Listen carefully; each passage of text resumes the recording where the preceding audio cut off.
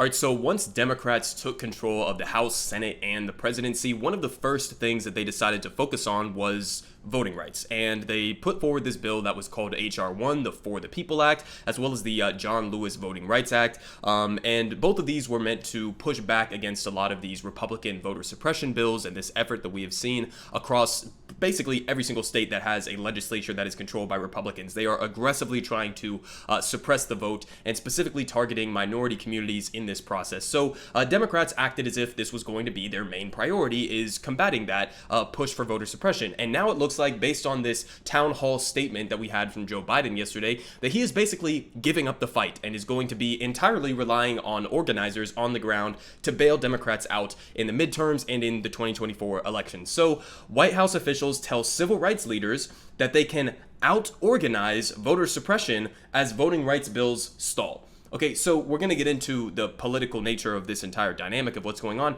But first of all, how disrespectful at face value is this for Joe Biden to say something? He says that they can out-organize voter suppression. First of all, they've already been trying to do that. There are plenty of organizers on the ground who have been doing these get out the vote efforts and stuff. But a lot of these voter suppression bills that are being put forward by Republicans are specifically targeting those get out the vote efforts. Like here in my home state of Georgia, a perfect example was they're trying to ban the souls to the polls, or restrict access to voting on Sundays and stuff, when there were these big get out the vote efforts where they would go to a lot of primarily black churches around, for example, Fulton County, which is the county that I happen to live in, and they would go to all of these churches, get people registered to vote, get them out to the polls, and Republicans sought to specifically target that event and that strategy of organizing in order to suppress the black vote. And so to respond to this entire situation that is unfolding right now with just saying, oh, you should be able to out-organize these voter suppression efforts, it's like, well, Republicans are targeting the organizing efforts themselves. So it's not going to be enough to just say, well, you have to keep figuring out ways around these rules and these laws that are being implemented. It's really insulting to a lot of these activists and organizers on the ground who are actually having to do the grunt work. Joe Biden, his team, the immediate circle around him, they're not doing any of the organizing, and yet they're just casting this aside as if, oh, well, you'll manage it, don't worry about it. And so here's some of the details as to what he actually said.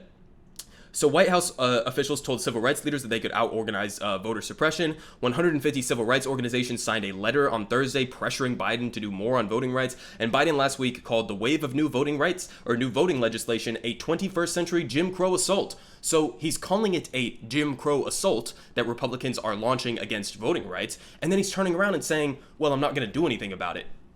What the fuck? What the fuck? I mean, it's completely ridiculous. And these bills that we're talking about, by the way, have an overwhelming majority support among the American people. So, if we actually had a functioning democracy, or whatever veneer of democracy that we want to pretend like we have left in this country, these bills, the For the People Act and the John Lewis Voting Rights Act, they're overwhelmingly supported. The For the People Act here, according to recent polling, almost 70% of the American people support this legislation. So it's something that should be possible to push through if we actually had a representative democracy. Obviously we don't, and obviously we have politicians like Joe Biden who would rather protect the filibuster than actually get some of this legislation passed to protect voting rights. So here's what he had to say in this town hall. I'm just going to go ahead and play you this entire clip, and we can talk about it as we go through. But Biden is basically completely delusional on how this process is going to be unfolding. So let's go ahead and hear what he had to say.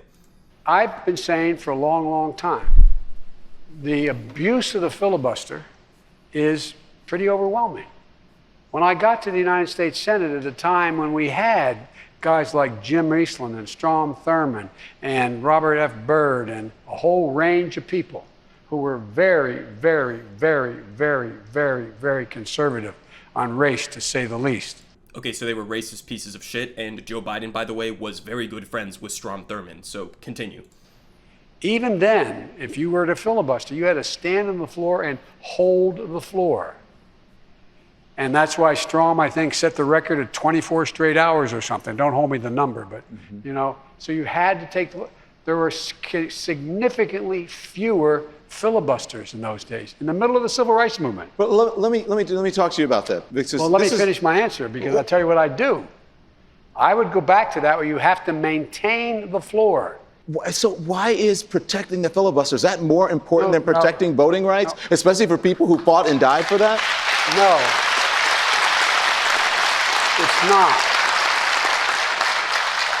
I want to see the United States Congress, the United States Senate, pass S1 and S4, the John Lewis Act, get them to my desk so I can sign them. But here's the deal. What I also want to do, I want to make sure we bring along not just all the Democrats, we bring along Republicans who I know better. But what I want to do is I'm trying. How? How, Joe? How do they know better? Prove it. Specifically name any of the Republicans who are willing to work with you on voting rights legislation. He can't name them. He's just hanging on to this delusional idea that some noble Republicans are going to step in and save the day on legislation like this. They're not. Why do I know that they're not? Because passing legislation that increases people's ability to participate in a democratic process hurts Republicans, okay? The GOP, the Republican Party, for the last how many decades? 4 decades, their entire MO on voting rights legislation has been to suppress the vote as much as humanly possible, specifically targeting minority communities, because the more that those communities participate in voting, the less likely that it is that Republicans are going to be able to maintain power. So it's not in their interest to work with you on pieces of legislation like this. He is literally just standing there saying, well, I want to pass this legislation. I don't really want to get rid of the filibuster, even though I just acknowledged that the filibuster historically was solely created to oppose civil rights legislation.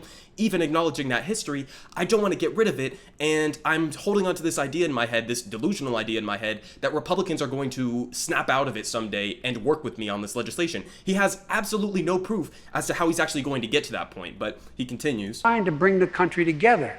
And I don't want the debate to only be about whether or not we have a filibuster or exceptions to the filibuster, or going back to the way the filibuster had to be used before. But isn't that the only way you're going to get it done right now? No, I don't believe that. I think we can get it done. If you agree with the former president, he has called your as you call him, your old boss, that it is a relic of Jim Crow. It is. If it's a relic of Jim Crow, it's been used to fight against civil rights legislation historically. Why protect it? There's no reason to protect it other than you're going to throw the entire Congress into chaos and nothing will get done. All right. Nothing will get done. If you remove the biggest block to legislation, then nothing will get done. This is the delusional logic that Joe Biden is using to, again, justify a procedure like the filibuster, which he just said 5 seconds ago is a relic of the Jim Crow era, which is something that has been weaponized to oppose civil rights legislation throughout history. So he's on the one side recognizing, yes, this is a racist procedure that has been used to defend racist policies and institutions throughout history, but I don't really want to get rid of it.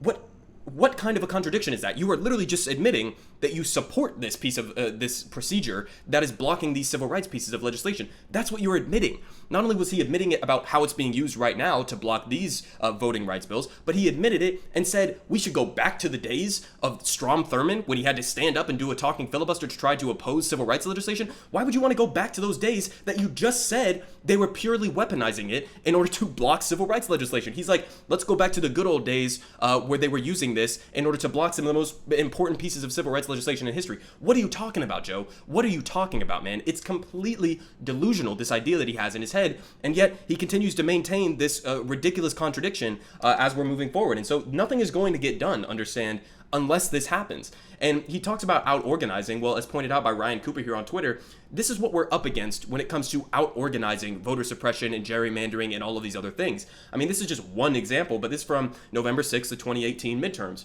So you had Democrats won 53% of the popular vote, okay? 53%. They won by over 200,000 votes.